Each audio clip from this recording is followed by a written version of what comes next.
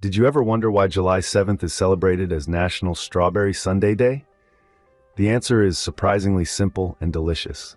It's the perfect time of year when strawberries are at their ripest and sweetest, and the weather calls for a cold, refreshing dessert. Now, imagine a bowl of velvety vanilla ice cream, topped with juicy, fresh strawberries, drizzled with rich strawberry syrup, and finished with a dollop of whipped cream. That's the classic strawberry sundae we all know and love.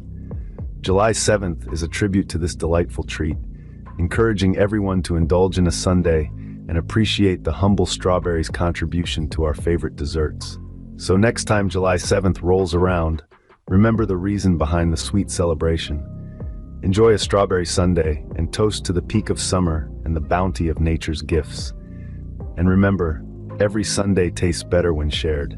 So spread the joy, share a sundae, and celebrate National Strawberry Sundae Day in the most delicious way possible. Here's to the sweet life.